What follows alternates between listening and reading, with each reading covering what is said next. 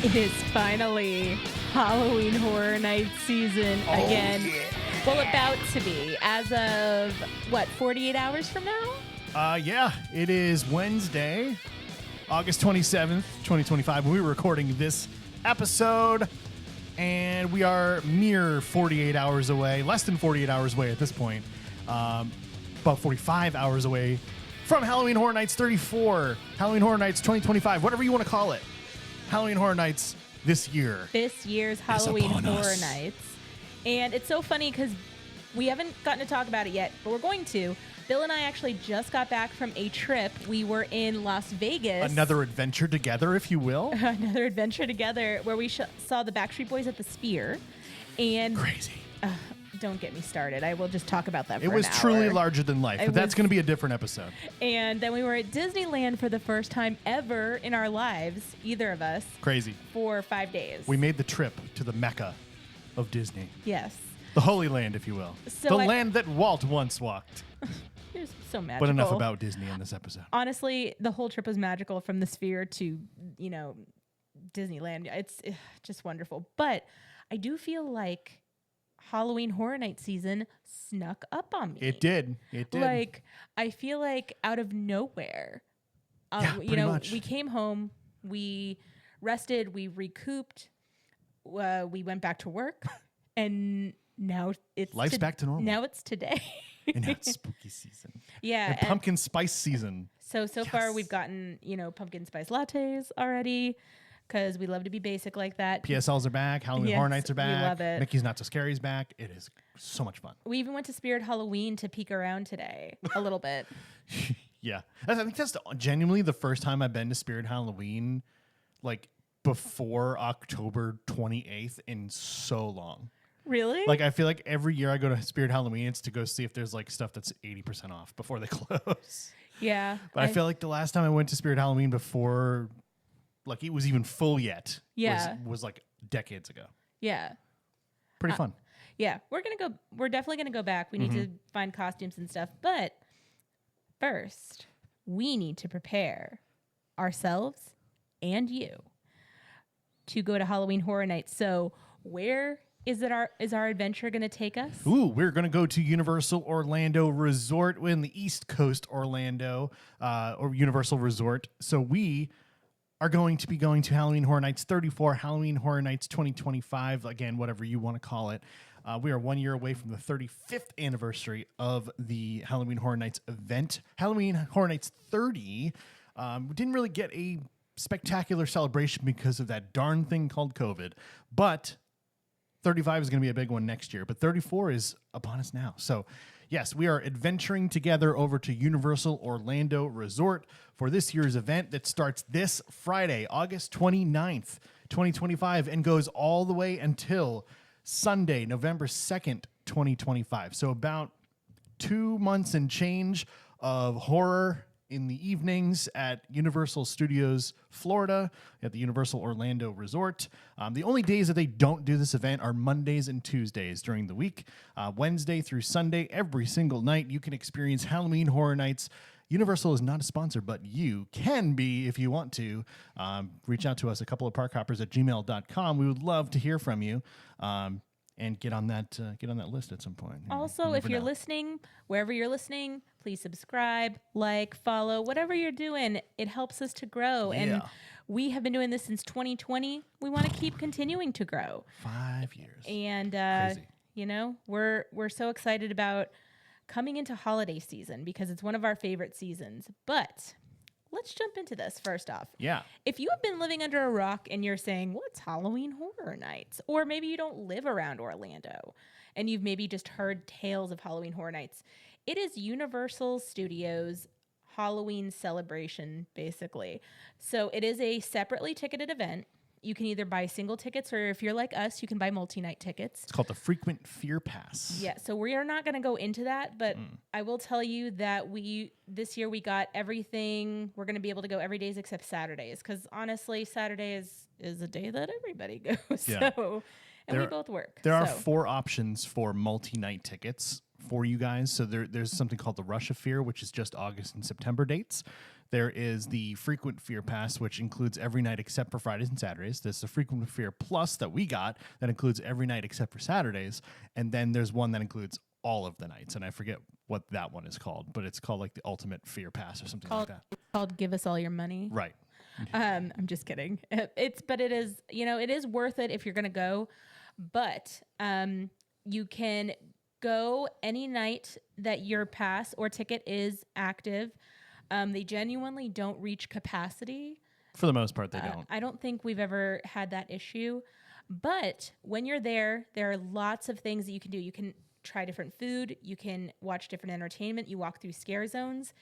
And there are going to be 10 haunted houses that we are going to go through every single year. A lot of these offerings are going to be different. So that's where all the excitement comes from. So one of the favorite haunted houses that we ever did, both Bill and I are wearing also in preparation for season 5 of Stranger Things. It's not going to be this year, but we're going to go through all of the offerings, all of the entertainment, all of the haunted house offerings that are available. And so I think we should start with the haunted houses. Yeah, absolutely. Let's dive right in and start with the haunted houses. And one thing I just wanted to point out real quick, if you want to experience Halloween Horror Nights, but you're not super into like the crazy scary stuff, one thing they're actually offering this year is called the Deathly Afraid necklace, which you can purchase. I believe it does glow, and it basically, in the scare zones, it basically tells the scare actors that, like, yeah, take it easy on me or don't come near me. Whatever that means for them, I'm not entirely sure. I don't know what the rules are, but it does not count in the houses. So if you go into the houses, you're fair game. But if you're out in the scare zones and you don't want to be chased by chainsaws or characters or anything like that, they have something that you can actually purchase to where that kind of designates the fact that you don't want that.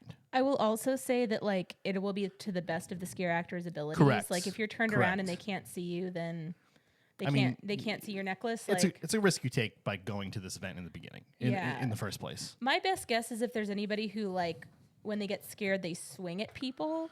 That would be a good option for them. Yeah. I don't know why you would go to this event if you swing at people when you get scared. I mean, it has the word horror literally in the name. Yeah. That's the second H. So we will report back on how much we see that, how it affects the experience of people around them. But again, it does not count in the haunted houses. You are fair game. And so let's start with those. Yeah. So let's adventure together over to Universal Studios, Florida for the Halloween Horror Nights haunted houses. And let's start with the intellectual property houses, or the IP houses, as a lot of people will call them. And one is a very highly anticipated house. And I think a lot of people were talking about this way earlier this year before anything was announced. And that is Five Nights at Freddy's. And I just want to say, for each of these houses, what we're going to do is we're going to talk about them for a moment to let you know what our thoughts are. And then at the very end, we're going to go through what we think our rankings are going to be for our favorites. Yes. So we're not going to do that as we go through each of these, but we just wanted to I just wanted to mention that's how we are going to break this down for you. But for Five Nights at Freddy's, this is something that has been very, very heavily speculated, even last year. Right? It was. Yeah, for sure. And then there was rumors that it wasn't going to be a house, but apparently it is going to be a house. So we're very excited. Team member preview started last night, so I've been trying to avoid spoilers like crazy. I can't wait to go Friday night. It's going to be a lot of fun. But yeah, Five Nights at Freddy's. Let's read the description directly from universalorlando.com. And it's, can you survive 5 nights at Freddy's? You wouldn't last one night at Freddy's, let alone 5. You're about to start the night watch. You're just about to start the night watch at Freddy Fazbear's Pizzeria, where nothing is what it seems. You'll be hunted by the deadly animatronics Freddy, Bonnie, Chica, and Foxy as you flee through the creepy abandoned hallways. You'll even encounter the ghosts in the machines. Get ready for the night watch at a creepy abandoned pizzeria where nothing is what it seems and possessed animatronics are lurking. That was kind of repetitive. I copied and pasted some of the description from the Universal Orlando website and may have had a little repetition in there from different pages. But that's okay. Yeah. So Five Nights at Freddy's. So if you're new here or have never had like an in-depth conversation with me about previous jobs that I've had in my life, my first job in my entire life was Chuck E. Cheese. And I got to work with the animatronics at Chuck E. Cheese. I got to dress up as Chuck E. Cheese. Spoiler alert. Spoiler alert. And I got to kind of work What? in this very like similar, kind of what the IP is based off of, I would say. Yeah, well, for sure. Yeah. And one thing that whether you work there or not, I think everybody can agree with is that there is a sort of fear factor to animatronics. Oh, yeah.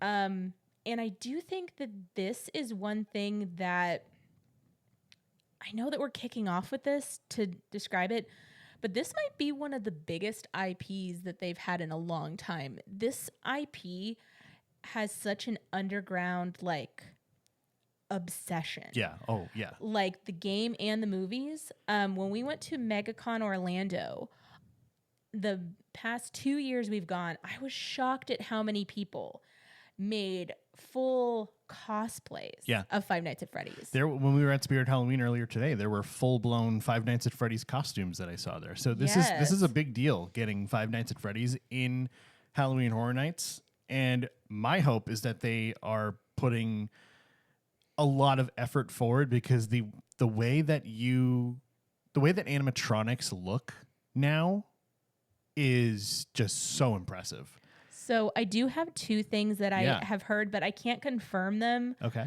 Because I don't know if they're 100% true or if they're in Hollywood. My understanding is that they are at both. Okay. The first thing is that there are full animatronics in this house. Ooh, yes. Like full animatronics, which that's a huge deal. Like if there are full animatronics, because animatronics are not cheap. It's cheaper to put a person in a costume and look like an animatronic. Correct. The second thing I heard is that the cupcake that is in the house was created by the Henson, like the same people who do Henson. Oh, nice. Like basically it's like a puppet. So the cupcake that has like the two teeth, the big pink cupcake. Fun fact, if you look at your screen right now, if you're watching on youtube.com/a-couple-of-park-hoppers, they're actually going to be selling miniature versions that you can eat of that cupcake.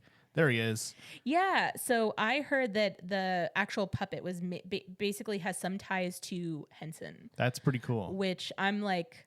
The master. Yeah. Like, give it to me. So I do think that they're going to be going into this. I think this is going to have a big budget. It's basically what I'm saying. Big budget and lots of potential. Yeah. So we'll see how Five Nights at Freddy's turns out. We will, like Danie said, we're going to go over our pre-event favorite rankings, what we think is going to be our favorite 1 through 10 at the very end of the episode. So stay tuned for that.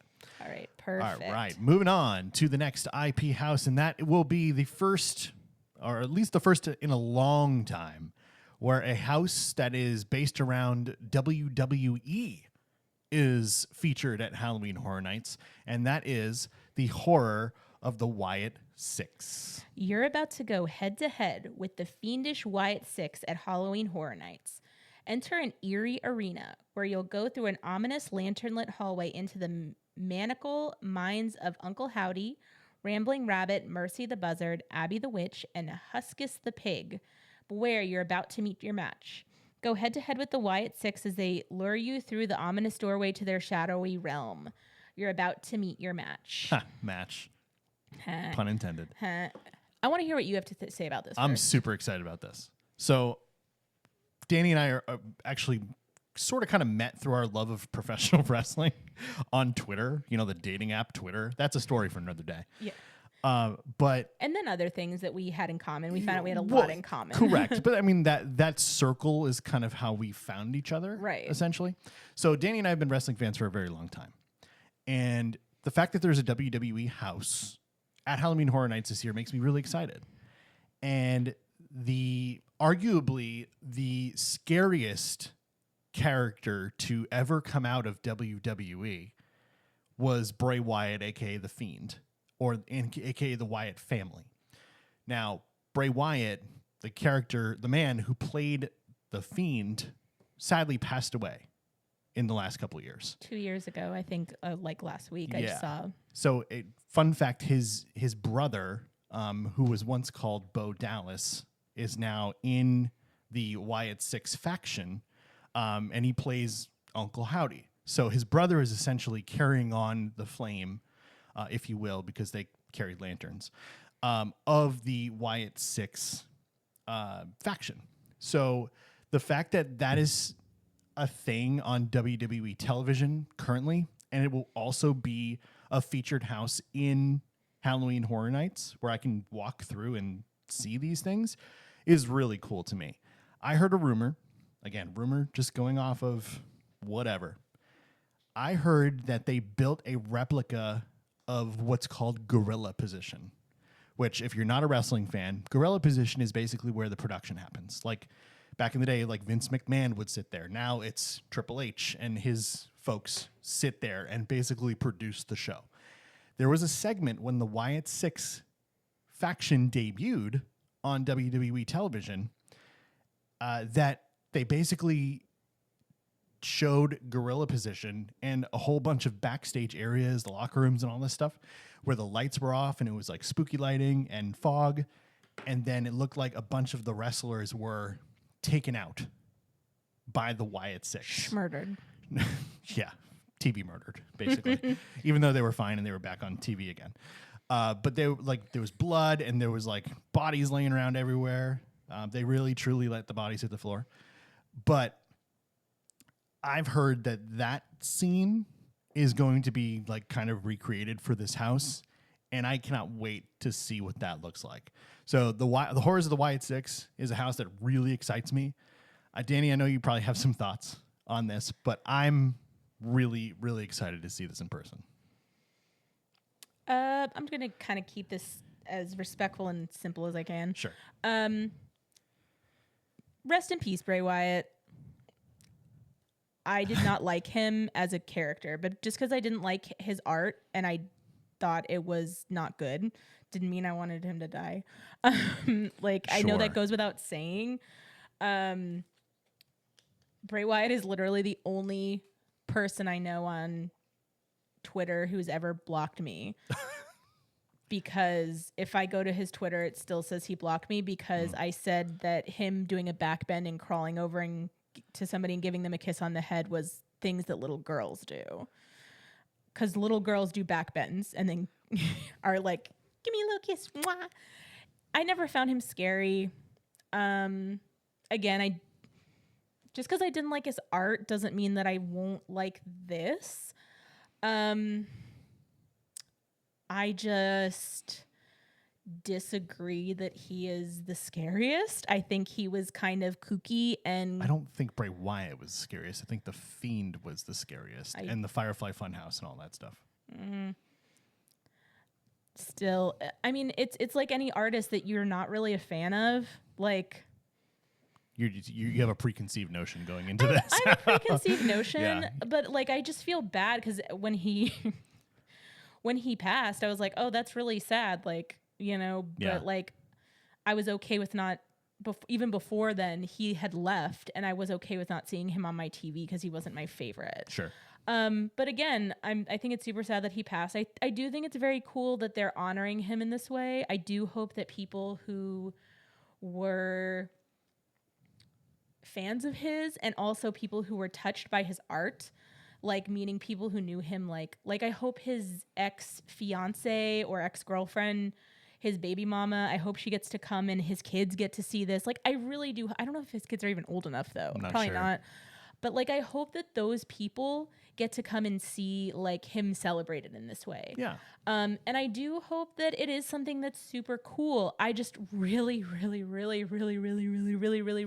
hope it's not cheesy, because my only concern is WWE is not meant to. It's better, arguably, with the spooky stuff on TV. Sure. It's not great in person. The one thing that I'm holding on to that I think this house is going to be really great is the fact that Michael Aiello, who's the creative director for Halloween Horror Nights, is a big wrestling fan. And teaming up with WWE and slapping the sponsorship on it and, you know, all this stuff, they have to do well. They have to knock it out of the park. And I would imagine the budget is probably pretty good as far as that goes to make this house. Sure. So I have very high expectations for this house. And if it doesn't meet those expectations, then maybe they won't ever do a WWE house again. I will say my expectations, because I'm not really a fan of Bray Wyatt, is I'm putting my expectations like bottom of the barrel low. So if they can deliver even in the slightest, I'll like it. Sure. And I think that's a really fair way to go That into is a fair it. way, yeah. Because I don't want to go into it the other way that's like, oh, well, I didn't love this artist. Right. And therefore, It's going to suck. they better make it the number one house. Because Right. I don't think that's going to happen anyway, but I digress. Yeah. I think that there's a lot of potential here, but it's more so like, can they translate it from what is supposed to be on TV into a literal in-your-face experience? Because Yeah. that's a big undertaking. Absolutely. So moving on to the next house that we are going to be talking about here during this episode, and that will be the Terrifier house. And Danie, if you want to read the description for the Terrifier house, go for it. The Terrifier isn't clowning around. Nothing can prepare you for this grisly haunted house based on all 3 of Damien Leone's Terrifier films. Try your luck against the sadistic Art the Clown in his twisted funhouse. Witness Art's gleefully grotesque handiwork of torture. You'll be left literally dripping with terror and drenched with fear. It's a whole new level of gore. So I've heard some things about this house. Oh, this is the one. Yes, it is the one. Okay, I'll be the one. Stop. No, we're not doing that. Next episode. We're not doing that episode yet. I'm really, really psyched for this. You know, there's not a lot of things that like totally freak me out at this event, but when you introduce something like we're about to talk about, it could make the house an all-time next level house. There is, so first of all, this house, Terrifier, is going to be in Soundstage 25, which, if you don't know anything about Soundstage 25, they haven't had a house in there since 2019. It is so big. So there are essentially 2 houses for Terrifier in this soundstage. One side is going to be the dry side. You're like, what? What could the other side be? You're damn right. The other side is going to be the wet side. I don't know what they're officially calling it off the top of my head. I don't think they're calling it the wet side.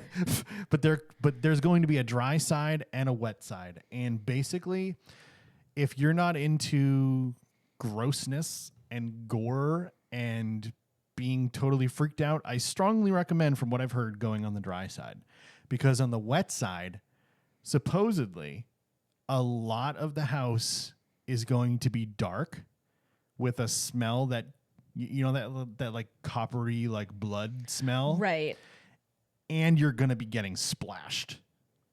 Right. I have heard that. Insane to me.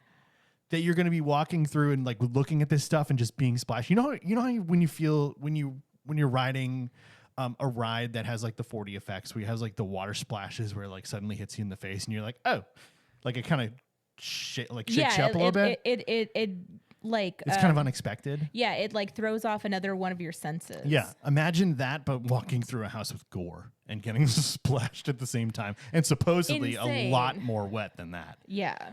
It's not going to be like red blood, so you don't have to worry about ruining your clothes, anything like that. It's just going to be water, essentially, that where the room is like scented. So don't worry about going in there if you're like wearing white and you're going to come out and ruin your clothes. If you go through the wet side, you know, it's like Splash Mountain used to say, you may get wet, and that's gonna be a thing. So I'm really excited. I haven't watched the Terrifier films, but from what I've heard from folks who have seen them, they are very gory, and so I'm imagining a slasher, a lot of splashing, a lot of wet squelching, a lot of grossness. Hang on, pause. The reason Bill said wet squelching is if you go watch Stranger Things with closed captions, when Vecna is moving around, it says, and then other things that are happening. Yeah. It says wet squelching on the TV. It's kind of an inside joke. It is an inside joke, but I did want to give some kind of like, Yeah. because I feel like somebody who is listening is like, excuse me, what interesting words to put together. But that's exactly what it's going to be. I think there will be a lot of wet squelching in this house. Do you have anything else to add about that? Not really. I'm just really excited about it. This to me, it's gonna be like ripping the Band-Aid off. It's like riding the Mission Space on Orange for the first time. Like, okay, it's like you either go big or you go home. And so I'm going in the wet side the first time. So I have a couple thoughts about this. Yeah, go ahead. First off, I did hear that this house at team member previews closed around 11. Oh. Because it flooded. No. Yeah. With blood? It blooded? It blooded. It flooded. So I don't know if... They might tone it down. I also heard that somebody slipped in the wet side. Oh, no. And that they were fine, but like, I think they might be adjusting, you know, the splash zone to maybe less slashery. Damn. But again, this is all hearsay. Give me the splashes. But people were showing screenshots of the wait times, and it said close before midnight. Oh, okay. So team member previews are what? Previews. What did they call the Epic Universe? They said it was technical rehearsal. Yeah, so like it's technical rehearsal, right? Yeah. Universal loves their technical rehearsal, They sure so do. I'm going to say that it was technical rehearsal for them. Testing the water levels. Yeah, exactly. I do think this is really exciting. I will also say that also tells me, at least for the first few times, as a female who has to fix her hair and do all that stuff, I'm going to plan accordingly because I'm going to be sad. Are you going to poncho it? I don't think so. I don't like feeling like... I don't think it's going to be that wet. I don't like... Well, more so like I'm going to put my hair up or like braid it or something. So if it gets wet... Got it. Because I would like... It sounds like it's pretty like splash zone-y, honestly. I love it. It's going to be fun. I'm all for this. I think it's a really like... I've never seen it, but it's like classic scare. Like murdery clown. I kind of want to watch it. I really don't want to watch it before bed, though. We should watch it tonight. No. Why? Because. It's the only time we're going to be able to watch it. Because I don't want to have dreams then I'm going to watch it. I will watch it with you if you make friendship bracelets with me. I can't do that. I'm not talented. Can you pull HHN out of my list? Sure. On my list I of could do letters? that. I can find HHN. I believe in you. Let's do that. Okay, well, we may watch it. Woo! We will report back. Prepare to be terrified. Yeah. If I terrify you. We will report back. Yes. But that is the third out of the IP houses. So we've got 2 more to go. Yeah. I say let's. I'm excited to see because also this clown is very like Art the Clown. Art the Clown is very like cool looking. He's almost like he has like a very clean look where sometimes the clowns in horror tend to be like, oh, I had pretty makeup.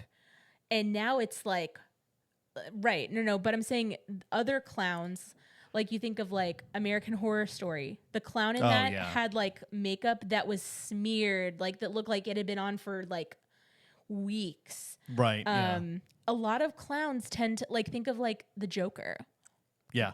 A lot of clowns tend to have that kind of a look to them where they just look smeared and gross and just like not clean makeup. Where the Terrifier girl looks like you just had like the full makeup put on. Our eyebrows are perfect.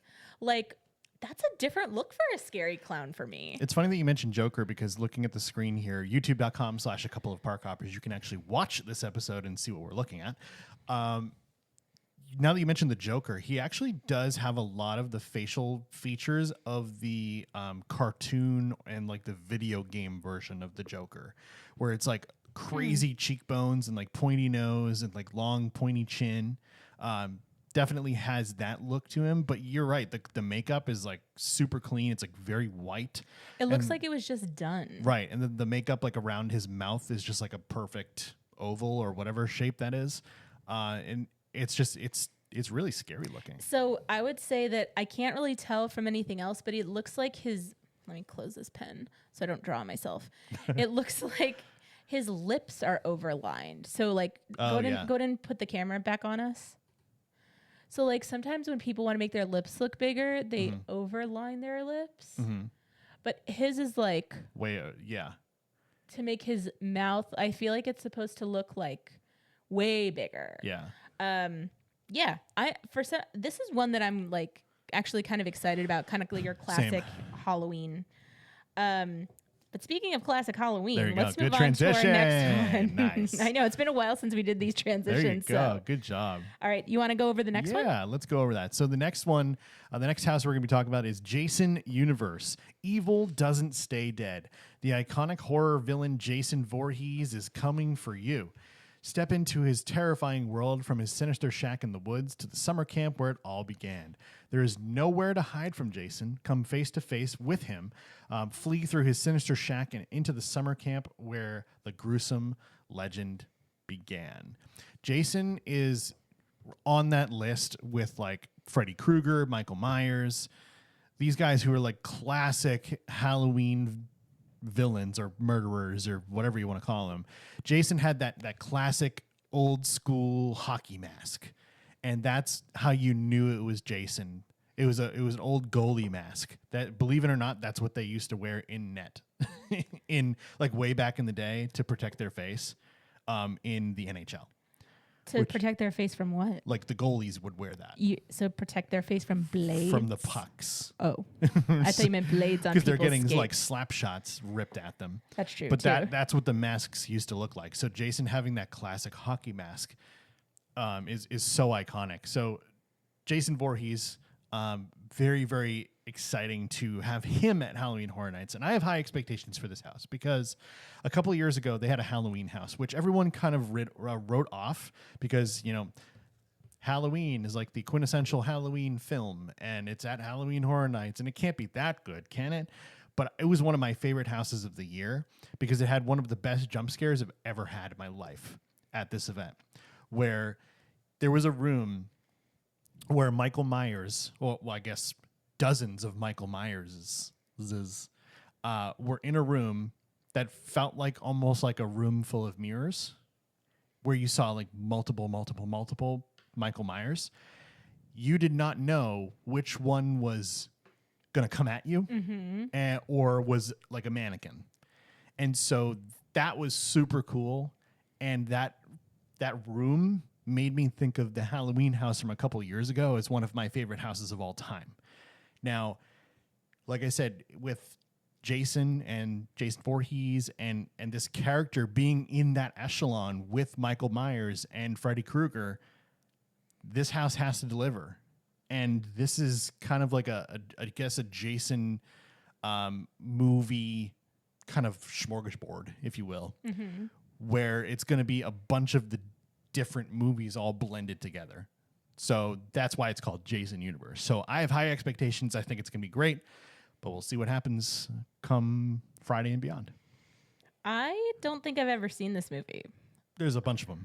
I feel like when I was a kid, we watched like Wishbone and Carmen Sandiego and all like Reading Rainbow. And to avoid any type of like nightmares as a child, we just never watched it. And everything I know about him, like I know enough. He's like your classic Halloween villain per se. So I'm all for it. I feel like I would like to probably watch that. And we've seen like spin-offs of kind of like a Jason type character in different things. So I think it'll be really cool. It's just like your classic. And the movies weren't called Jason, by the way. A lot of them were Friday the 13th films. Right. But he was the character. Right. My Friday the 13th, like when you first say Friday the 13th, my brain goes tattoos. Yes. You know me so well. Duh. But yeah, I'm all for it. I really don't have a lot of like any strong opinions about this, except no affinity for Jason and the character. But yeah, I just don't like it's. Yeah, no, that's fine. I expect it to be good. It should be good. I feel like just having the character's presence there creates a scare environment already. The idea of Jason that makes him so scary, from my understanding at least, is the idea that like you can't see his face. You can't see where he's looking. You can't see, he's protected. And so I think just that alone, anything with that kind of a mask and somebody as classic as Jason, I think that it's a winner. So I do think, I don't know. I guess you don't know what to think, but you're excited about it. I just feel like my expectations are high for this house just because the character itself is so iconic. Absolutely. Well, we have one more IP. Yes. And that is going to be something that I know nothing about. Samesies. That is the Fallout house. The vaults can't save you now. Face your fears in post-apocalyptic LA devastated by nuclear war based on the hit show and game franchise Fallout. You'll travel into the vaults and be attacked by raiders alongside Lucy. You'll escape to the wasteland and confront the bounty hunter, the Ghoul. You'll even encounter Maximus with the Brotherhood of Steel and see T-60 power armor. You could have just said... That sounds like Chinese to me. Yeah, that I would like... Or Spanish or whatever language that I don't understand. Like, you could have said any words and I would have been like, ooh, that sounds... that sounds fun. That sounds interesting. Fallout. So, yes. But one thing I will say when I'm reading this description, because I'm going into this with like zero expectations, just other than that, like the game is popular, the movies or the show is popular. It's got to have some sort of like awesome factor to it. Right. So I'm trusting like the general public's opinion about this, which I don't know if that's always the best idea, but for something like horror, I am going to try to put my faith in the general public. Post-apocalyptic LA. When you first think of Los Angeles, at least for me, the first thing that comes to mind is when we went to California, I was like, oh, like when we're there, is there anything we should do like outside of Disney? And everyone said, do not drive through LA unless you have hours to get there and back. So when the first thing that comes to mind is post-apocalyptic LA is that there was chaos. There were a lot of people. Things got really bad. So that's what that tells me like right off the bat. So I'm thinking like this is going to be just absolute destruction, devastation, nonsense, chaos, schmurdery, just, every what's the word how I'm trying to say this? Like each to their own, like everybody's fighting for their own life kind of a thing. So I think it's going to every man for himself. Every man for himself. Thank you. That's what I was trying to like say. So as for like the characters and stuff, I have no familiarity to them, but I think that, we're trusting you, general public, for bringing this into our world. Right. So how do you feel about this? I know absolutely nothing about Fallout, just like you, but one thing that intrigues me is that when I hear a post-apocalyptic, I think like Walking Dead, and I think The Last of Us, houses that they've done before in the past. But judging from that description, and literally that description is all I know about Fallout, it sounds like there's no zombies or anything weird like that. It's just like human stuff, which is more intriguing to me than the zombie thing. It's a little too real. It's very real. But the fact that it's not going to be like mushroom monsters and like walking zombies, like I think that is really intriguing to me. And so I'm really excited to see what they do with this house. I would like to check out the show at some point. We just simply don't have enough time to watch it before the event. But maybe during the event, if the house is good, maybe we'll go back and watch and be like, oh, I remember that and I saw that. And that's one thing we really like to do. It's kind of cool. I mean, it's August. Right. Well, I mean, the event's going to be going on for 2 months. Right. So we have enough time to add that into like our late night hangout, like, oh, let's catch up on this so we can get like a feel of the house that we went through the other day. But Fallout brings to a close our IP houses. So we have 5 more houses to go through. And that is going to bring us to our Universal original houses. So just to kind of go over, if you are not aware of what IP means, Universal basically brings in intellectual properties, so like Stranger Things, like Chucky, licensed properties, Jason, Megan. So things that you would see like on a TV show or a movie, something you'd see or a video game, something you'd see outside of Halloween Horror Nights.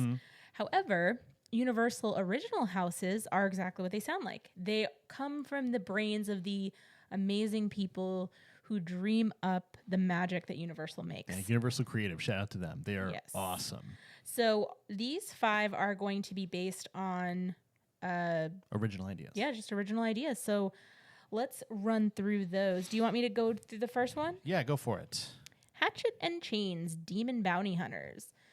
They're the outlaws from hell. In this old West house, all hell is breaking loose. Masses of red-hot lava demons are crawling out of hell's well and trying to possess everyone, melting everything in their path. As you flee from the post office to the bank, the prison to the graveyard, your only hope is Hatchet and Chains with their arsenal of mystical weapons.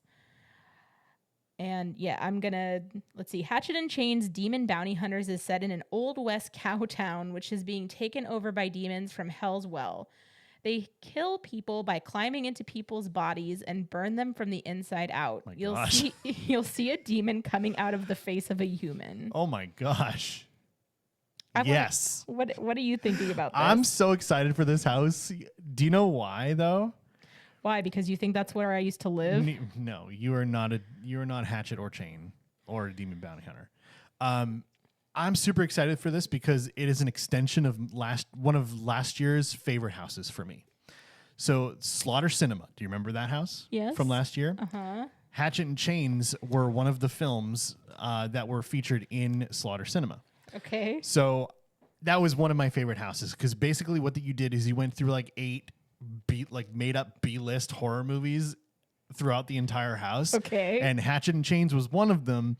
So I feel like if they brought an IP, or not an IP, but like an original idea from an original idea from a previous house, that they're putting their creative juices behind this. So I think it's going to be super campy, super gory, probably funny at some points. And so this is like the perfect storm for me for an original house. So I'm super excited for Hatchet and Chains Demon Bounty Hunters. I think this is going to be,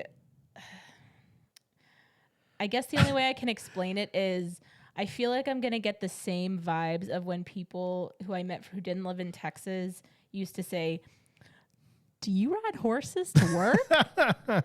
Do you see tumbleweeds everywhere you go? Do you have toilets in Texas? And I'd be like, no. Do you think that I go like wake up every morning and go out to the saloon and kick open the door and be like, yes.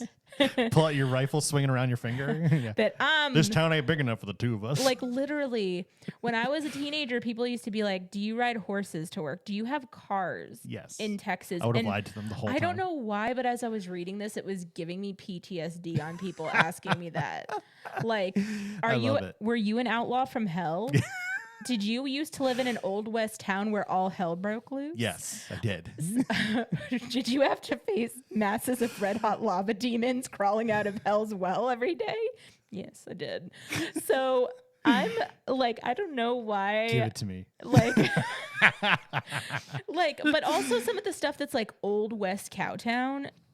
Everywhere I've lived outside of Texas, people have been like, is that where you lived in old West Cowtown? Yes. Like, so I don't know what to expect, but it's giving me a little bit of like, I do own a car. A couple of Texas gunslingers going to kill some zombies. No, I do not have to find a hole to go to the bathroom in. We do have toilets in Texas. Like those kind of things. Like that's what it's reminding me of. So I have no idea what to expect out of this. Give it to me. I'm excited. But as soon as I saw Hatchet and Chains were on this list, I was like, yes, that's going to be one of the best original houses this year. I'm like, I don't, it's just giving me like, how do I have to explain I don't have to dodge tumbleweeds every day? Sure. But let's move on to the next IP house. All right. So let's move on to Dolls Let's Play Dead. Welcome to her toy box of terror. You're shrunk to the size of a doll. You'll constantly feel small with everything oversized around you as you enter a dollhouse. The story follows Lila, a sadistic little girl who likes to torture and terrify and rip apart her dollies. We're the size of all of her tortured, tormented, and disgusting dollies. You know what this is? You know what this is kind of giving Sid. to me? Thank you. Literally. So this feels like if like a girl Sydney, if you will, like we had a house at Halloween Horror Sydney, Nights. her government name. Yeah. If Sid had a house at Halloween Horror Nights that was like actually scary, where he rips apart all his toys and like makes these like mongoloid toys, like the erector set spider with the baby head on it, and Yes. like strapping rockets to the toys' back so they explode. Like this is totally giving Sid, and I like it. I'm into it. So as soon as I read this, I was like, yes, this feels like murdery Toy Story to me. Lila feels like Sid's little sister. This feels like if Toy Story was a multiverse, then Dolls Let's Play Dead would be the horror movie that we would get. Sure. So, yes. And as somebody who used to play with a lot of dolls, Barbies, Polly Pockets, like all sorts of stuff, I had a Cabbage Patch Kid doll. Like, I feel like it's going to very much lean into the toys that little girls tend to play with. Also, like, more like unisex, like just toys. But I feel like it's going to hit close to home for me. Mm-hmm. Because it's just going to kind of be like a terrifying creation of that world. Mm-hmm. So, yeah, give it to me. I love this one. It sounds like a great idea. I hope the execution is really good. Okay. All right, moving on to the next house, and that will be Grave of Flesh. You're dead meat. Welcome to your funeral. Ooh, scary. Where things are about to go from bad to worse. You'll enter your grave and then pass through the gates of the underworld, where flesh eaters who feed on the dead will be waiting for you. Get lost in their cavern. Cavernous. I don't know why it didn't look like that word. Cavernous. Underground world where an endless gauntlet of flesh-eating creatures will haunt you mercilessly for all eternity. This just sounds scary and gross. This sounds gross. Grave of Flesh. I'm not a Lunchable. You're not going to eat meat. I'm not a Lunchable. This is not my dad. It's a cell phone. I'm not a Lunchable. Threw the flesh on the ground. I threw it on the ground. Oh my God. You can't trust the system. That's the moral of the story. The moral of this story is you can't trust the system. Yeah, we went from Halloween Horror Nights to Lonely Island. I know. Lonely I Island love is always a part of We life. should do a Lonely Island house. There's nothing scary. It'd be hilarious. Just a bunch of guys with boxes on their crotches. Yes.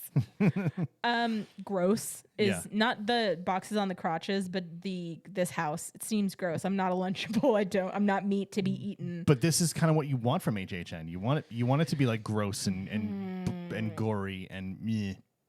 I feel right now I feel on the fence about this because I want it to be gory. I want it to be scary. I don't want to vomit. Mm-hmm. And I don't know if this is going to be leaning more in that direction. Do you think you have potential of vomiting? No. I just think like when stuff is gross, I'm because then don't go in the wet side of Terrifier. No. I've never had that kind of an issue, Yeah, but I'm saying if I go through a house and I'm like, that was nasty. Right. I don't want to experience that again. That's not why I go to these things. If I wanted to be grossed out, like there's plenty of stuff in the world to gross me out. Sure. Like I would watch like pimple popper videos or something. But It's gross. I know. Or like the videos where people clean out ears. How do y'all watch that? With the water? Yeah, it's gross. I want it done to me so I can hear colors, but right. So I can hear colors. Yeah, I can hear in 4K. And see sounds. Yeah, literally. But I just feel like I don't want it to be too gross. I mean, just the title alone, it says Grave of Flesh. I mean, nasty. All right. Well, consensus gross. Yeah. But let's move on to the next one. Absolutely. So let's go on to, I think it's pronounced Galkin. Galkin. I feel like I need to say like Galkin, like with a glottal Galkin, stop in the back of your Macaulay throat. Galkin. So I think it's pronounced Galkin. Galkin Monsters of the North. Call forth a legion of terrors. Galkin Monsters of the North brings folklore beasts and creatures to a Norse community that'll be ravaged and ripped apart. A shaman beast is drawing all the creatures to the community. One of the bloodiest houses, very bloody, very visceral, very demure. The shaman is collecting the creatures, making them part of her. She's getting bigger and bigger as you go. At one point, the prop for her head as the final shaman beast is 6 feet tall. So her head is 6 feet tall. And as you go under this 6 foot head, you're going into the belly of the beast. I think this house has a lot of potential because one of the best houses in the last couple of years was Yeti. And that was such a cool house. And I feel like the aesthetic of like the monsters of the North, maybe like it'll be kind of like snowy and, big scary monsters in like the mountains.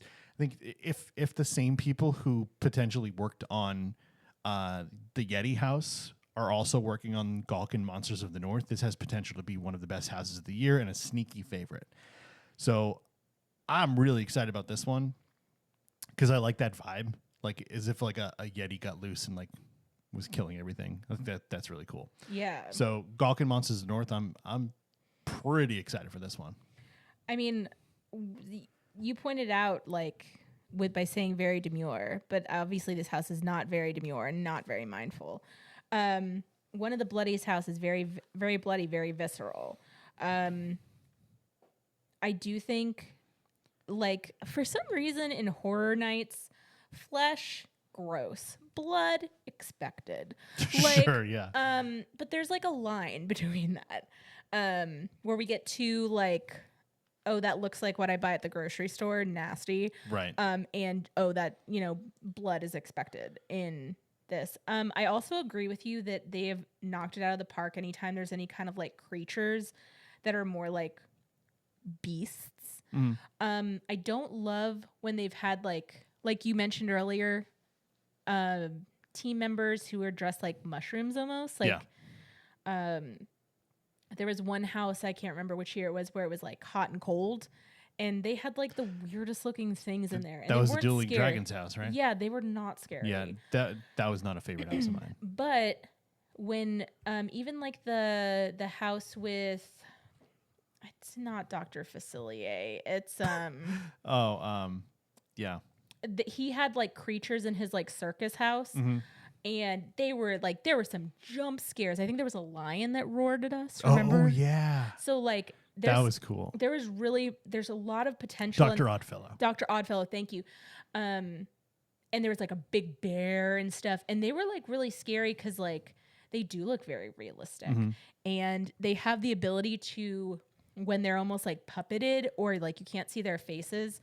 Sometimes with scare actors, you can tell when they're like winding up to scare you. And with something, not always and not often, but sometimes, where these creatures, there's no way to tell when they're going to do it. That's true. So it offers a lot of opportunity to just have like a really, really good scare. So I'm all for it. Like, I'm excited to see what they come up with. And I hope it's more on the real end as opposed to like mystical. Because sometimes I don't like looking at something and being like, what is that? It's not even scary looking. It's just interesting. Yeah. So yeah, let's do that. I'm all for that. Yeah, for sure. So there's only one more on our list. We've gone through 9 of the 10 houses so far. We only have one more Universal original house idea, and that is this year. It will be El Artista, a Spanish haunting. And you want to go ahead and at least start the description because it's a long one. Yeah. Go for it. Maestros del Arte y del Terror. In 19th century Spain, a tortured artist moves to an isolated country manor to seek inspiration. Instead, the art comes alive and possesses him. You're about to be part of the permanent exhibition. There you go. In the 1800s, there was a famed artist named Sergio Navarro who found himself down on his luck with his career. Looking for a little inspiration, he relocated himself to a manor in the middle of the woods called La Casa Creacion, the Creation House, a place known as a creative hub for the tortured artist. The manor had quite a bit of legend behind it. Unbeknownst to Sergio, the manor's grounds are infested by spirits of artists that came before him, who also moved to the manor. A deeper sense of evil is rooted within the manor grounds, many of which exist mostly inside the conservatory. Within this conservatory, this deep sense of evil overtakes Sergio's mind and influenced his art, forcing him to paint horrifying things that come to life, thus giving the spirits a potential or a portal to break into our world. One night when the veil is at its thinnest, Sergio had to overcome his own madness and ongoing whispers of the ghosts as they proceeded to break through his artwork and create a haunting unlike any have seen before. So this sounds really cool. I love the idea of this guy, Sergio Navarro, who actually... Un momento. See. Note, Sergio is deemed this year's icon. That's what I was going to get to. Sergio Navarro is a new character from what I can gather that is being introduced this year at Halloween Horror Nights 34, and he is being deemed the icon of this event. And so Sergio, this house has a lot of potential, and it could be really great or it could be not so great. You never know. Danny's clanking things over by them. I'm sorry, I have to the get water microphone. after that description. But the fact that this guy, he's a painter, and he goes to this manor in the middle of the woods, and he is basically tortured by the spirits that live in this manor to paint things that come to life to essentially give these demons a portal to our world. That's a really cool idea. I think that's really neat. And the fact that Sergio is being deemed the icon means they probably put a lot of thought into this house. We'll just see how the execution ends up coming through. I am going to say that I am leaving my opinions low about this and my hopes and dreams for this. Yeah, same. Because I don't know what to expect. In the past, when they've had houses based on like areas of, or like different, what's the word? Like areas of the world or like different cultures, they don't always come across. But some of them do. I haven't experienced that. There was one last year. I can't remember what the name of it was. Yeah, the one that but it was like like Chupacabra Mexico or something, yeah, wasn't it? That was not great. Really? I I thought that one was pretty good. I thought it was okay. I don't think I'm keeping my hopes and dreams low for this, sure, in the hopes that they'll surprise me, because I don't know how this art he's going to paint is going to translate in terms of scares. Right. Because I want to be scared. I want jump scares. Yeah. Show me something cool. Make me freak out. Yeah. So it has potential, but like you said, I want to see how it translates. Sure. Also, I just think it's really interesting that Sergio Navarro is like the icon, because it sounds like somebody I might work with. Like, it's not like Art the Murdery Clown right. or Jack or Chance the clown or whatever she is. Yeah, like, or Chance, and she's like from the depths of hell, and now we have Sergio Navarro. But he's like a paintbrush away from madness. Yeah. But I'm just saying, opening up evil portals. I'm just saying, if I open Teams, I might find a Sergio Navarro to message and ask if he can help me. Probably. So yeah, it has potential, I think. So, but that wraps up all 10 of our houses. Here in a little bit, we're going to go over our 1 through 10s, but we're going to touch on really quick our scare zones and our live entertainment. Yes. So coming this year, so there's a little bit of a different setup this year for the Halloween Horror Nights scare zones. Normally there's technically 5, which counts the front entrance. But this year they're only listing 4 as scare zones officially. So that is the front entrance. The first one will be Origins of Horror, where you discover the root of fear. Enter a decaying conservatory where artists carve tributes to Halloween Horror Nights. You'll encounter monstrous crows, gargoyles, and more. My only hope, anytime there's technically a scare zone at the front of the park, is that they put any effort into it. Because in the past, like the year we had the Pumpkin Lord and the year that Lil Boo was like invented essentially by accident, they had this great setup with the big trusses and the flames shooting up in the air and the pumpkins, and it was like the whole area was just so themed, and like the Pumpkin Lord was speaking, and that was such a cool front entrance scare zone because the front entrance is never scary. It's just kind of like a bunch of walk around characters who are just there to like kind of set the tone essentially when you're walking into the front gate. So if the Origins of Horror, which is the front entrance scare zone, has any effort put into it, then it's going to be good. Yeah. I do think that last year there was like no effort put into the front scare zone. It was like, I will give them, last year I was biatching and moaning because I was like, why did not put any effort into this? And they were like Epic Universe, and I was like, yeah. Okay, Epic Universe. They and opened DreamWorks, they opened Cinesational, they opened Epic Universe. So last year, I'm not going to give it to them for DreamWorks. Was not my favorite event. I'm not going to give it to them for DreamWorks, but Epic Universe, I will give it to you. I mean, they were working on it. It's just not like Epic Universe. Epic DreamWorks is. I'm not saying they're on the same level. I'm saying there was a list of projects that were being completed that year that they were accolading like their talent to go do that stuff. Correct.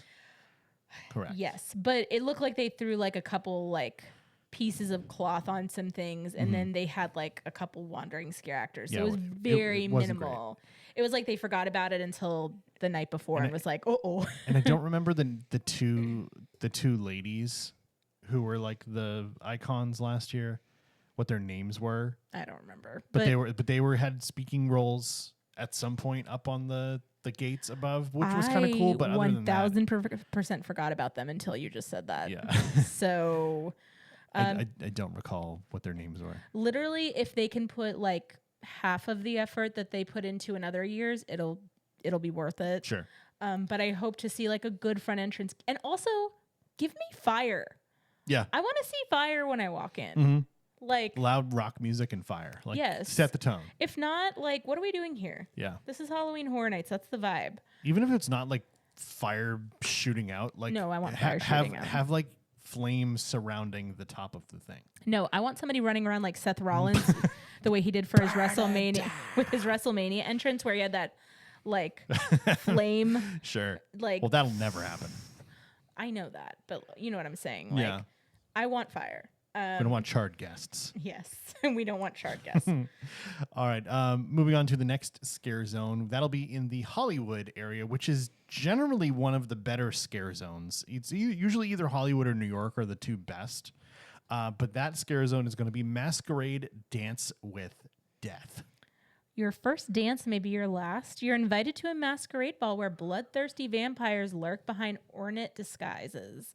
When their masks fall, you'll be their prey. Okay, cool. We got vampires. Yeah. That's all. Yeah.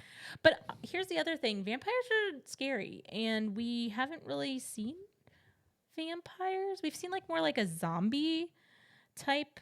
Or like supernatural stuff over there. Yeah, we haven't really seen vampires, so I'm excited to see that. What about you? Yeah. Like I said, Hollywood or New York are generally the best scare zones every single year because A, they have the most space, and B, it just feels like they usually just put more effort into those two scare zones because of the vast size. So Masquerade Dance with Death with vampires, hiding behind masks. I would assume that they're going to be like dancing around and then like ripping their masks down and like scaring you. I think that's going to be really cool. And they're probably going to have like the that's a teeth showing sound. Yeah. Teeths. So that should be pretty good. Yeah. I also like the Masquerade Dance with Death. Sounds like a Halloween, like, I'm trying to think of like the right. It sounds like a dance I got invited to on Halloween night. So I am interested to see what that one's like. Mm-hmm. But another one I'm really excited about is the next one. I'm curious how this looks, and it's in the worst area. Yeah. I will say this: Central Park is generally The most worst, skippable scare zone? the worst scare zone, because of the length and the width. There's just no space. That's just the truth. Yeah. But this one is called The Cat Lady of Crooked Lane. In Central Park, Cat Got Your Tongue? Travel a winding path to a mysterious home where trick-or-treaters are transformed into feral felines. Be careful or you'll be next. Do we have enough space to tell this story? I don't know. But if you actually go on to Apple Podcasts or Spotify or wherever you find your favorite podcast, Universal actually has a podcast series that they do every year that kind of gives these really cool pre-recorded, like acted out backstories of certain characters or houses or scare zones. And they actually have one up right now for the Cat Lady of Crooked Lane.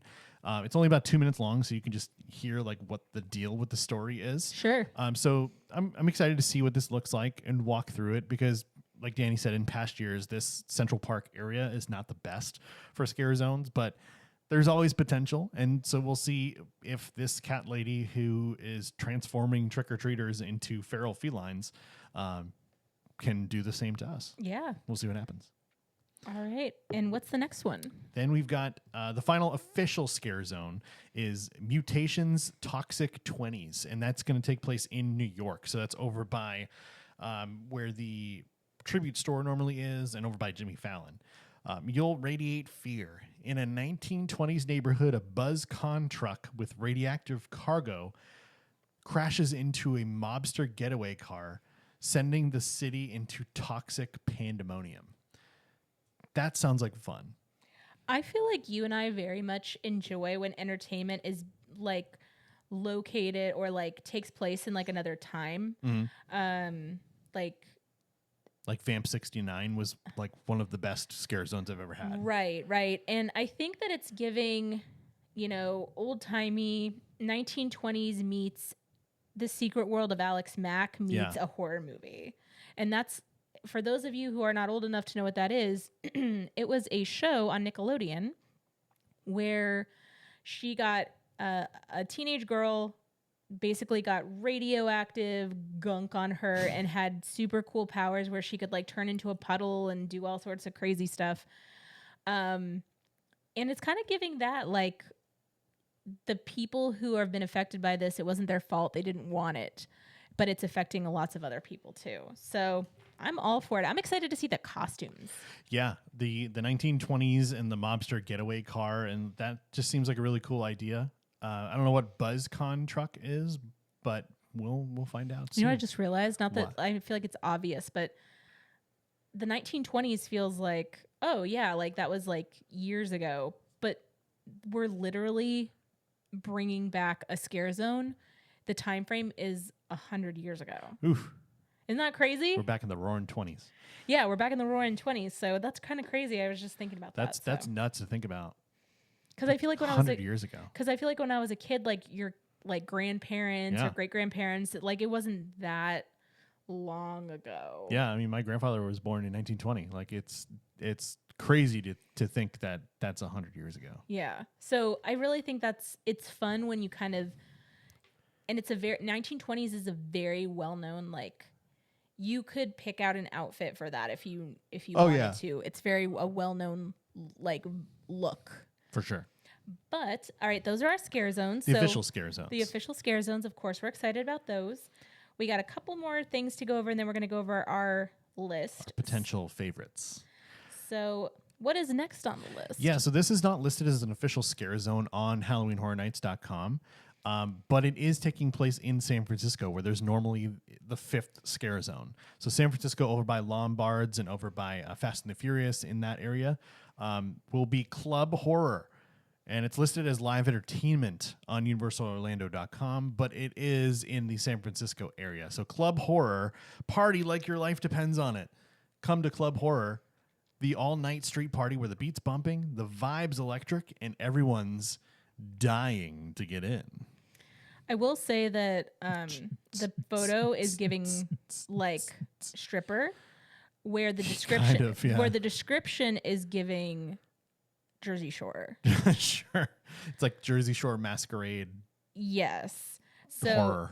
I will say, depending on what kind of music they're playing, this could be just a total vibe. Oh yeah, Like so much fun. walk through just fist bump the entire time. Yes. With our not With knives in our hands. with our not blinky cups this year. Right. Oh, R.I.P. the Blinky cups.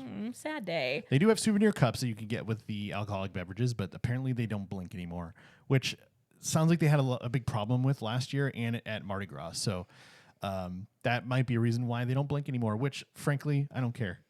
It just would have been a vibe to have everybody like oh yeah in the club horror with your their own blinky personal cups. strobe. Yeah, can you just imagine people with all their blinky cups like, yeah, blink, blink, Right. blink, with my Mickey water bottle right now. Right. Blink, blink, blink, blink. Yeah. Like, you know how like when you go out, like the music's like bumping, you might have like a drink in your hand, like that's kind of what the vibe they're giving, like on the dance floor. So yeah, I'm down to see it. Like, I'm excited to see that one, honestly. For sure. All right, so that wraps up our scare zone dive in, I guess. And speaking of diving in, we're going to talk about one really cool thing that they're adding this year, that the sign for Mel's Drive-In has always been an iconic part of Halloween Horror Nights because they do turn a couple of the letters off. So it says Mel's Die-In. This year, they're actually utilizing the front of Mel's Die-In, where they're going to have actual zombie car hops. So that is really cool that they're going to utilize that space. It's normally closed except for the lights on the building. So Mel's Die-In Zombies. It's time for the graveyard shift. The bad news, a hungry horde of zombie car hops has taken over Mel's Die-In. The good news, their service is to die for. I just want to know if they're really serving food. I guessing don't think not. so. I don't think so because there's no seating in the area where they're going to be like skating around and stuff. So I don't think so. That would be really cool if they were, but how would they take your order? They're zombies. I think it's going to be really cool to have this. I think it's going to add to the vibe over there. If it's done right. Correct. So Correct. if we can have like a constant stream of like entertainment coming in for the most part, I'm not saying like it needs to be like nonstop. Like if there's nobody on stage at one point, it's, I'm saying just like I would like to make sure that it's not like, as long as there tend to be like a lot of zombies coming through, Yeah. I think it'll add a lot to the night. What I'm hoping for is, if you can see the picture on youtube.com/a couple of park hoppers. Again, you can watch this podcast and see what we're seeing. Looks like there's a couple of zombie bellhops with, one looks like he's carrying a milkshake of some sort with a hand attached to it.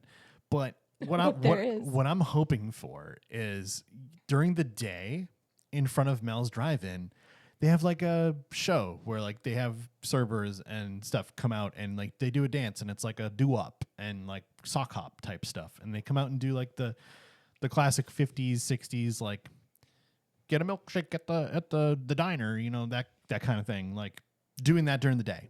I'm hoping that it's similar to that at night during Halloween Horror Nights, but maybe like turn the tempo of the music down and it's like creepier. Spooky. And so, still doing that kind of thing and maybe like coming at people instead of just kind of dancing there, but like coming out into the streets and like coming to get people. So that's what I'm hoping for, because it'll add so much to that vibe on the corner of Hollywood and Central Park right there in Battery Park. Really, really excited to see what they do here, because this could be potentially game-changing for the future of HHN, utilizing Mel's Die-In as an event space rather than just a sign. Right. So we'll see what happens. Yeah, I'm excited to see that. Yeah. Now, I personally think that this show is better than the show that came before it. And that's going to be Nightmare Fuel, Circus of Decay. This circus is fire. This once vibrant circus has festered into an unending nightmare. It's a sinister spectacle of pyro, aerialists, and illusions. I fell asleep sitting up when we saw, what was the one? Bill and Ted's Nope. You have to let me say it. To be fair, we had just done a full 2-park day of Universal because we were here on vacation in 2017. and we had done a literal full day park hopping. So we were exhausted. It was so dumb. Don't ever do that. Don't ever do Take that. our advice. Don't ever do Don't that. ever do that. Don't ever do 2 parks and then do HHN. Is the worst idea you will ever have in your entire life. This was the very end of HHN. I think it was like the last thing we did before we walked to the car, which was hell. It's the worst. It was horrible. That is the reason why you fell asleep and sitting up, not the show. But I've also watched the show and it's terrible. But the pop culture references don't make sense years later. They're not as funny. But I've watched some of the shows, and like when I've seen even like the year that we went, and I was like, ugh. So I don't care. I don't like it. I don't like it. I like Nightmare Fuel. I thought it was done after last year.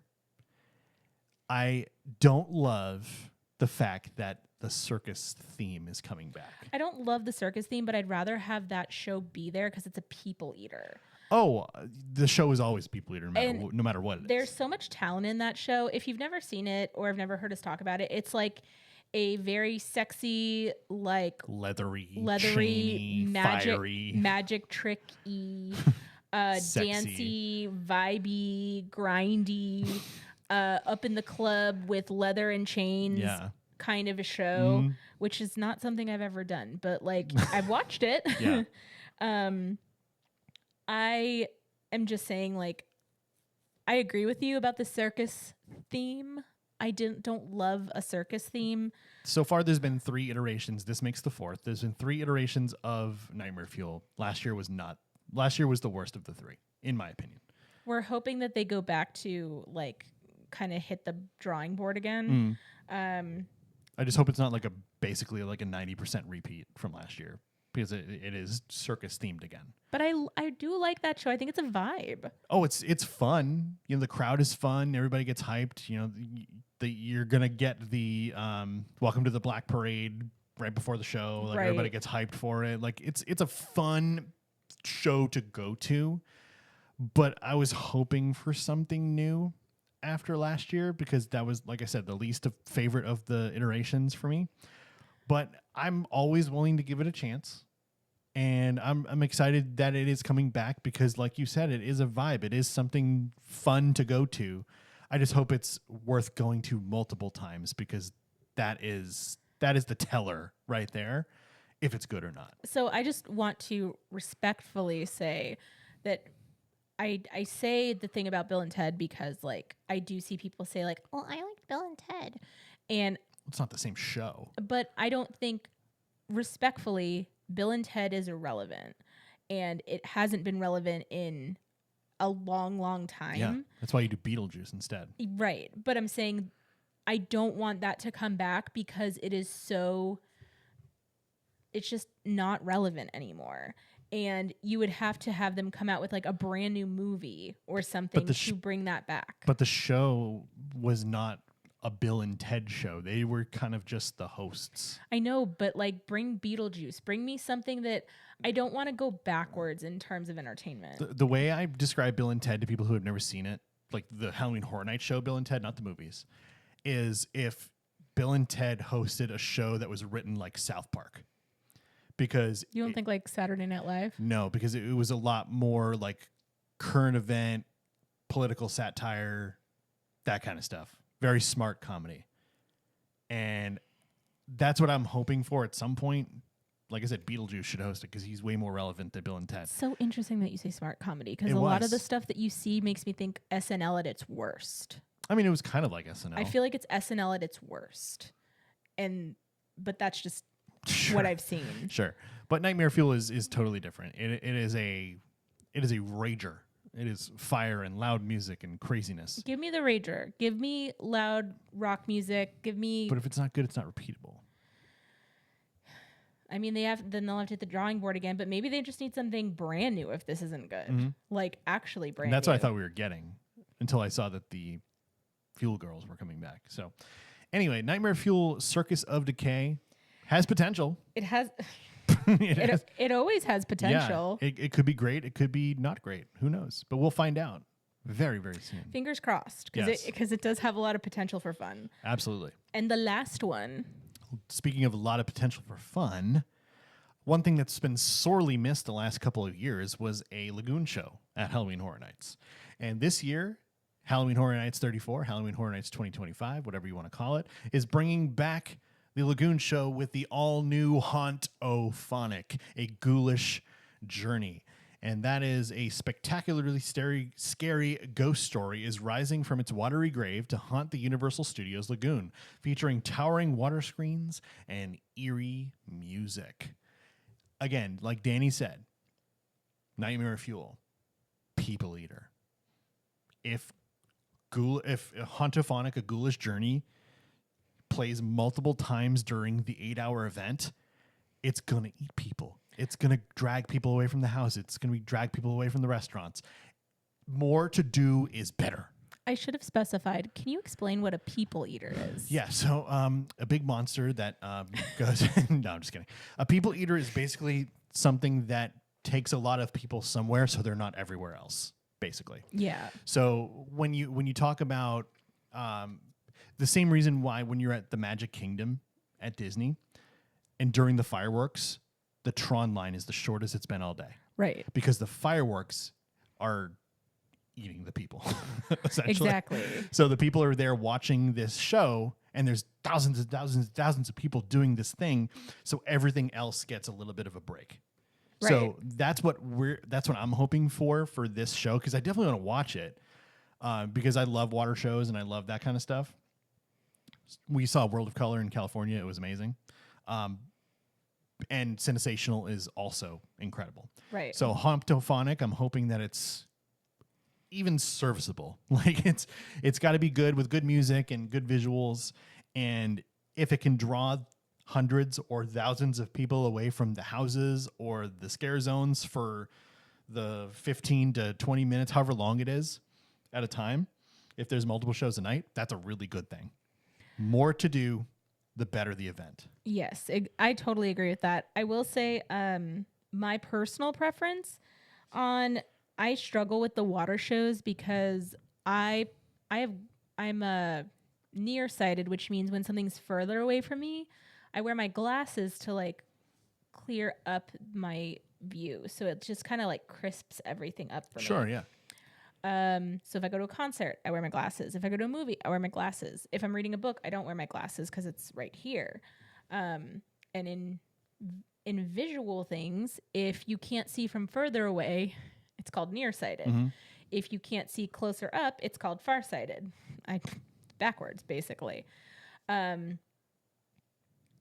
sometimes these water shows always make me feel like I need to put my glasses on even when they're already on my face. Sure. Best show we ever saw with the water show was definitely World of Color. That was amazing. So I am excited about this. I just always tend to visually struggle with this for some reason. But that's just me. But I think it does have a lot of potential. And if it's people eater, sign me up. And the all new lagoon fountains that were installed for Sensational, way more impressive than what was there before. So there's never been a water show like this at Halloween Horror Nights. So there's a lot of potential to have a really cool visual show and with the lighting and the music. And I doubt they're going to do drones for Hauntophonic, but they should. Drones make everything better. They should. But the Sensational is more meant for like a nighttime show for everyone to potentially watch, whereas this feels like it's something that's going to happen throughout the night, and you're going to catch it if you're in the area. Yeah, I totally agree. So, all right, so that is going to wrap it up for the houses, the scare zones, and the entertainment. I just wanted to point out two things to you really quick because I saw images of them before we move on to our lists. Okay. A couple of the food items that I saw. First of all, I showed you the one earlier, the Five Nights at Freddy's cupcake. Hilarious. I'm trying to figure out if that is... I feel like it's like fondant. Yeah, it says that this viciously delicious chocolate cupcake is filled with cannoli cream and raspberry, topped with mascarpone, milk, and white chocolate eyes, white chocolate teeth, and a milk chocolate candle. But I'm wondering if the pink is fondant because it looks so perfect, or maybe it's just like... I think it's like a mascarpone or whatever it is. Interesting. Yeah, so that should be interesting. And then the other one that I saw was this Terrifier popcorn. And it's Food's a little funny at the Clown Cafe. Feed your face with a downright gruesome bucket of popcorn topped with chicken, pepperoni, bloody marinara, and pizza spiced parmesan.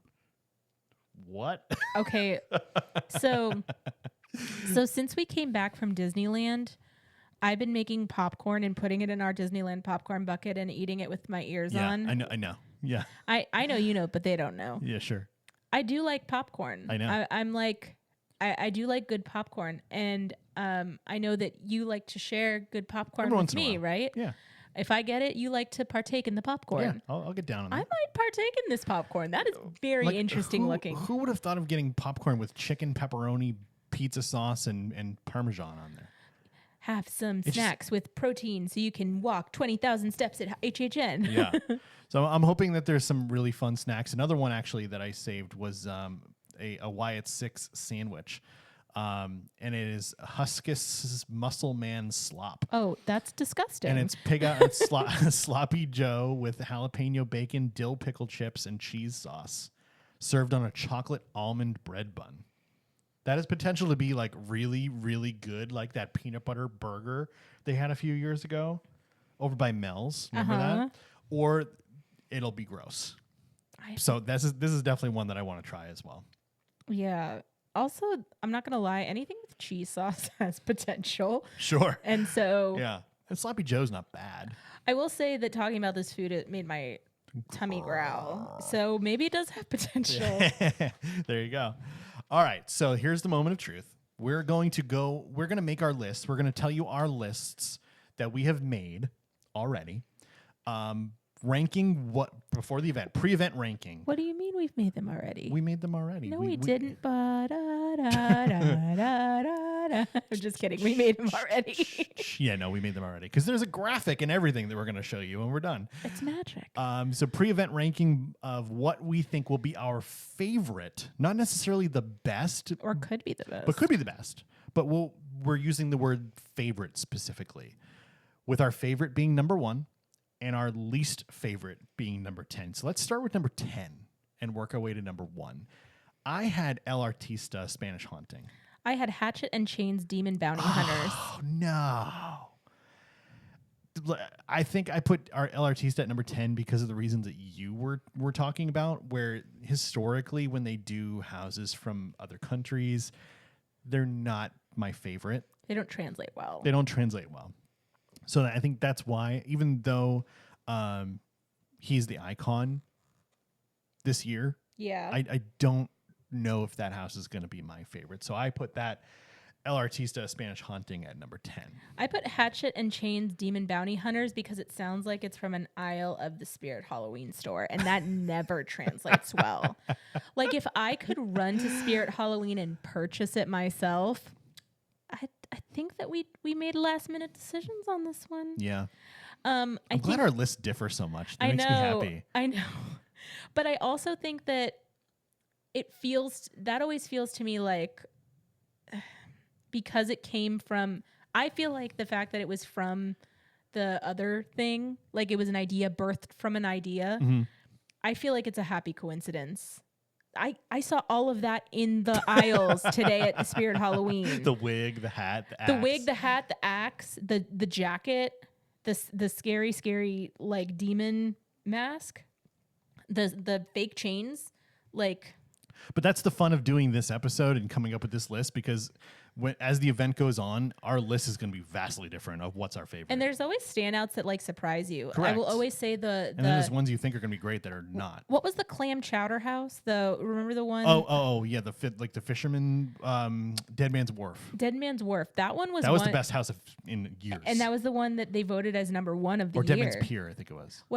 You know the one I'm talking about, yeah, though. Yeah. Like it was. That was killer. I had no idea what to expect, and it was. You knew exactly what I was trying to I knew exactly what you're talking about. Yeah. It was a New England fishing village. The clam chowder. It hit home for me. All right. What do you have for number 9? Number 9, I had Fallout. For me, I don't know anything about the show. I don't know anything about the video game. It has potential, but I feel like this is going to be one of those that just feels like kind of a flop for me. So let me ask you this. Do you want to continue going through that our 10, 9, 8, or do you want to go through and say each house and say what we ranked it? No, just keep going. 10, Okay. 9. Yeah. So number 9, I put El Artista, A Spanish Haunting. So we have kind of the same idea. I had number 10, number 9 for you. Yeah. For El Artista. It has potential, especially if they're going to put effort behind it with Mr. Navarro being a... I forgot his first name. That's why I said... Sergio. Sergio. Mr. Navarro sounds like... Senor Navarro. Mr. Navarro sounds like an English teacher. Or a Spanish teacher. Yeah, Spanish teacher. Like, Mr. Navarro, Yeah. I forgot to do my homework. Can I turn it in tomorrow? Yeah. Mr. Navarro. That sounded so funny.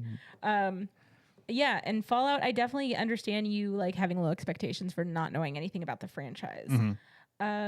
What about number 8? This one might surprise you. I put Dolls Play Dead as number 8. Why? Because I do think that it's going to be fun, like Sid, but I don't know if it's going to be great with us being like toy-sized. I don't know. Okay. I started doing my list from 1 through 10, so by the time I got there, I was like, oh, that one too. I forgot about that one. So I went through each one. I picked each one and then I put it on the list. Okay. So I didn't I put where I thought it would be on the list. Got it. So I didn't have any leftovers. But what was your 8? Grave of Flesh, because I'm not a Lunchable. I'm not a Lunchable. I'm an adult. I'm an adult. You can't buy me hot dog, man. Hashtag Lonely Island. Yes. Grave of Flesh was my number 7. So we're right in the same ether as far as where to rank Grave of Flesh. What was your number 7? The Horrors of the Wyatt 6. The Horrors of the Wyatt 6 at number 7? Oh my goodness. And only because I feel like it has potential to be good. I also feel like it has a lot of potential to be bad. Because I think, and again, this is just my opinion, Bray Wyatt and all his art was not scary. It generally looked not great in person, and sometimes it looked okay on TV. R.I.P. I'm not trying to make you laugh while you're drinking water. That's all you had to say. I'm just trying to but I put it lower on the list because I think my 10 through 7 are like my least excited. Like I'm the least excited. I have the least expectations about this. And I think it's okay because I just hate, because I'm a WWE fan. Why didn't they do The Undertaker? I think they have in the past. Well, I wasn't there. Like in the 90s. Well, I wasn't there.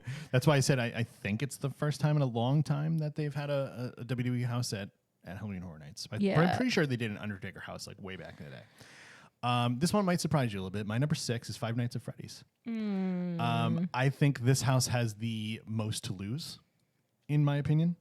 I think it is so hyped up, and so the expectations are so high that if they don't exceed them, or at least meet them, it's going to be down a lot of people's lists. Okay. But there is potential for it to be the best house of the year. I'm not taking anything away from Five Nights at Freddy's and the animatronics and the stuff that the creative team made for this house. But because the expectations are so high and people have been so hyped for Five Nights at Freddy's for like the entire year speculating about HHN. And in past years too. That this house has to be good or it's going to be down people's lists. So I think it's more likely that it's going to be good, not great. Okay. I put Fallout, same reason you did, just lower on the list because I don't know anything about it. I don't have any expectations. I think because it's such a fan favorite in terms of the show and the video game, I think it has a lot of potential. Like, there's a reason people like this. Mm-hmm. And there has to be a simplicity to post-apocalyptic worlds in terms of like, what do you need to make it look like? Bad. You need to make it look bad. Right. You need to make it look like bad things happen here. Mm-hmm. And sometimes I feel like that's almost easier from an artistic standpoint. Sure. Because it's easier to make things look destroyed.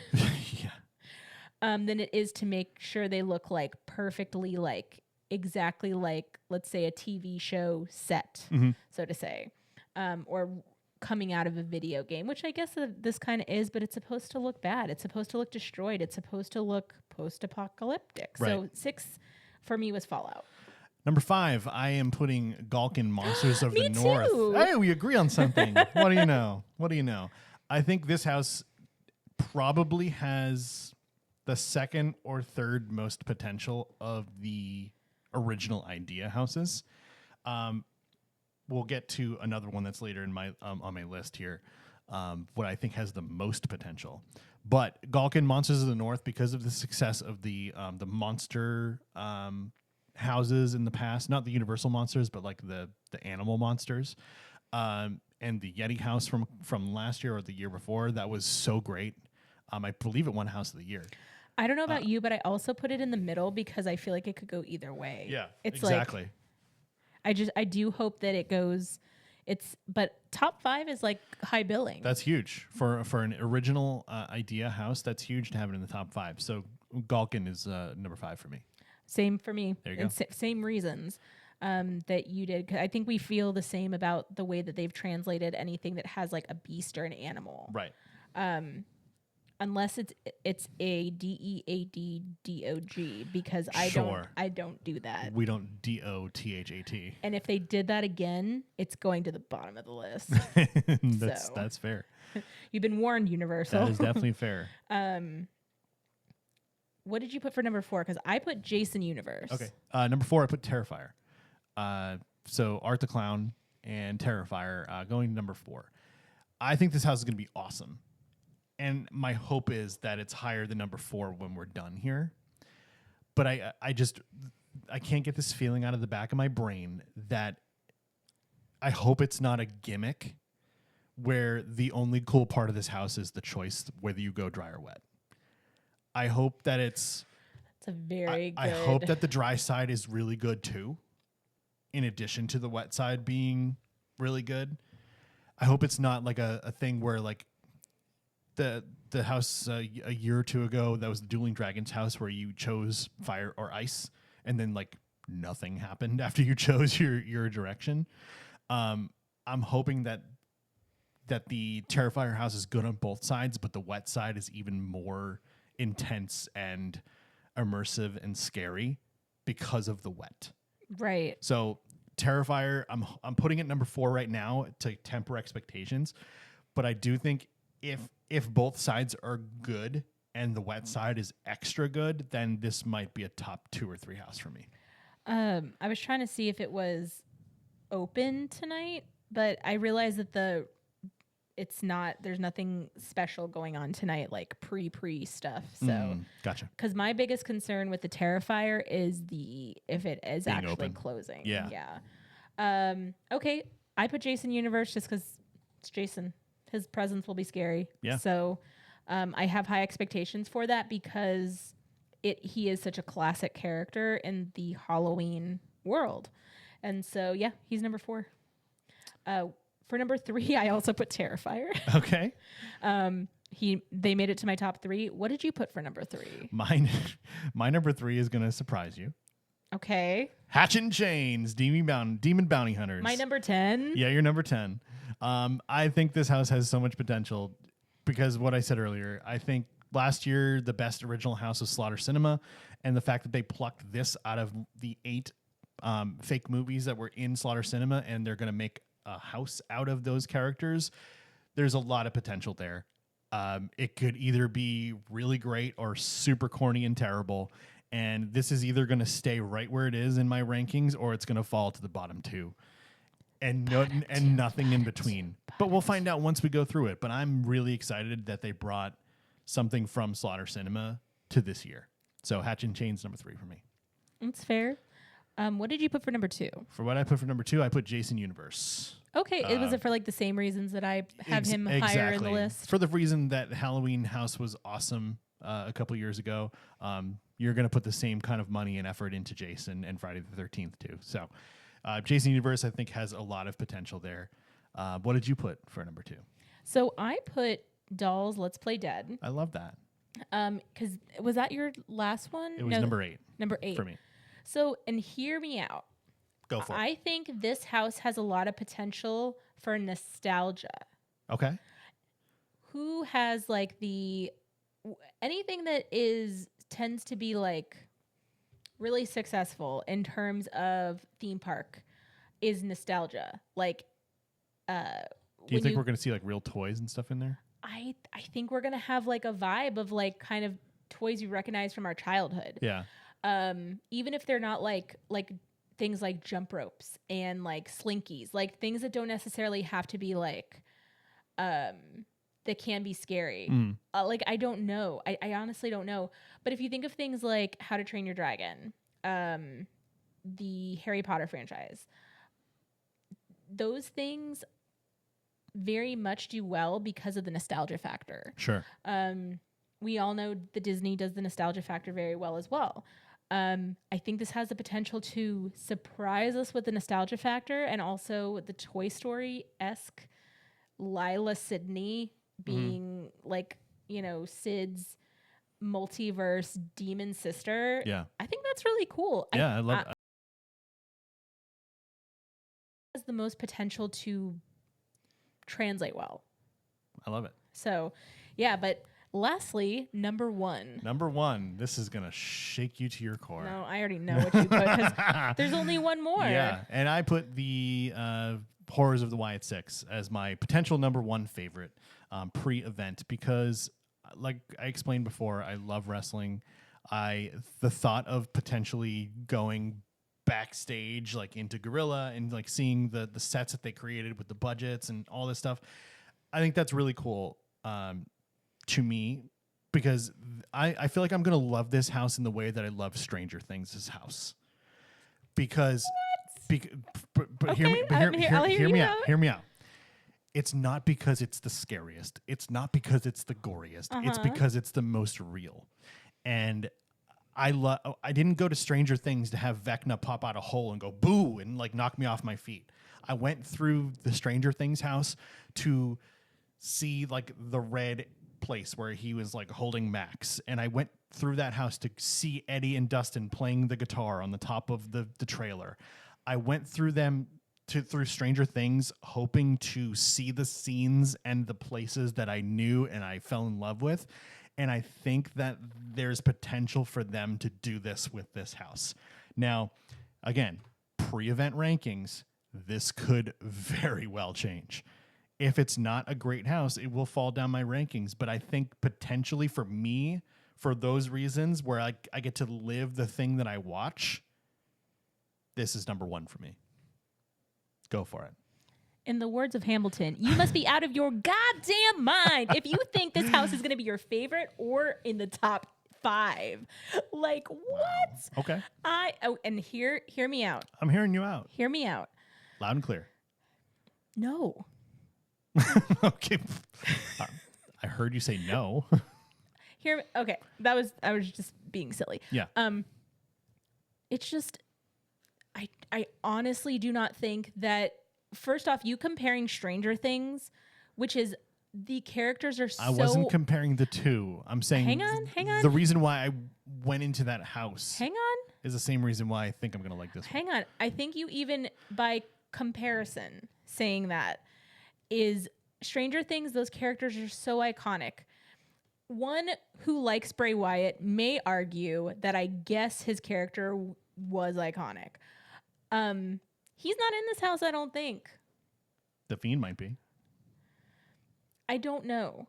But the thing is, like, the rest of the Wyatt Six, I have maybe seen them, like, a handful of times. I don't know who's playing them. I know his brother is the main guy. He's Uncle Howdy, yeah. But WWE 1000% dropped the ball in pushing them. It was like they appeared, they schmurdered everybody in the back, and then they never came back and everybody was alive the next week. Their television presence has not been super successful, in my opinion. I think that... But they came back recently and probably in anticipation of this house and have been... Like once? Have been wreaking havoc. So I'm all in. And I'm glad that you are. And I hope for the best for this house. Yeah. I truly do. But I don't want you to be disappointed. I mean, that's why we do fun rankings like this, because I could be disappointed and then it will slide down the hill. You know how on my difficult list. it is for me to try to like take Bray Wyatt's art and be like, it's good. It's gonna be got good. It potential. hurts my soul. It's got potential. It hurts my soul a little bit. Anyway, But I'm open to it. what was your number one? Five Nights at Freddy's. There Are we you go. kidding me? That one, they're going to have the most money. Like, this has the potential to be unlike any Halloween Horror Nights house we've ever seen. We watched the movie. The movie was good. I liked the movie. And for somebody like me who worked at Chuck E. Cheese's, when I was 16 years old, like going behind the curtain and seeing those animatronics when they're not on, there very much felt like potential to be schmurdered behind those. Sure. Like, I don't want to. I don't know if YouTube will be like, "Hey, you said schmurdered too many times," Yeah. but with the real word. AI is stupid. Yes, but I think this, like you said earlier, this house is the most anticipated. Yeah. People have wanted it for years. It has to live up to it. I think the most money is going to be allocated to this house. Yeah. Like, I think this and Wyatt 6 are probably going to be the two most expensive houses. I would say that this house, if I were putting together animatronics, I'm putting double at least than what I put anything else. Sure.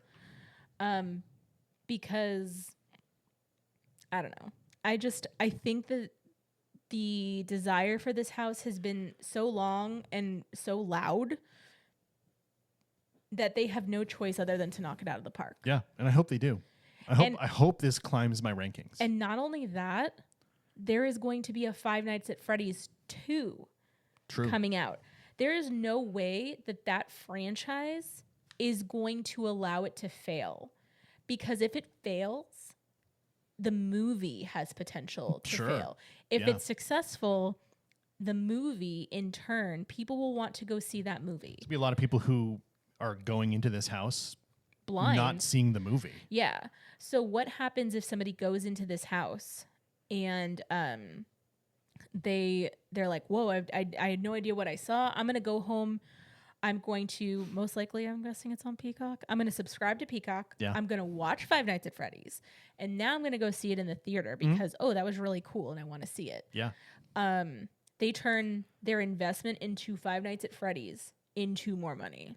Yeah, absolutely. It's really smart. I think that from a Great reasoning. From a numbers game, this house will not only be my favorite, but will also be the best house of the year. And again, like I said before, the fun part about doing our pre-event favorites is that both of our lists are probably going to drastically change. Let me ask you this. Yeah. Number one for me, I do think is going to be my favorite and the best. Do you think that for your number one? I do. It's okay. For now, it's yes, okay if the I answer do. is no. Really? Yeah, for now, I do. Yes. And I like to play about Yeah. the WWE Bray Wyatt stuff Yeah. because this has been like a gag for like 10 years or something. But favorite is personal opinion and best is subjective. So it really just depends on who you ask. Yeah. If somebody has no idea what the Wyatt 6 are, and that's like half the reason why I'm excited about this, because I know what they are and I watch WWE. If you don't watch WWE and you don't know who the Wyatts are, then you're going to give a flying F about this house. Like, it's not... you're not going to be excited about it until you potentially go through it. I will also say we've been watching a lot of WWE and we haven't seen a wink of them. So Well, we haven't been watching the live shows every week. We've been watching YouTube clips. No, but we've also watched some of the live shows and watched the pay-per-views and stuff. Or what do they call them now? Premium live events, PLEs. Yeah, that's stupid.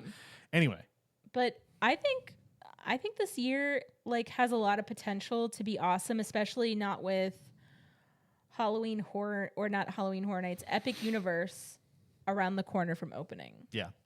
Because last year it did feel like we were kind of getting the short end of the stick on some things, but it totally makes sense since they were allocating all time, talent, resources to other endeavors. Yeah.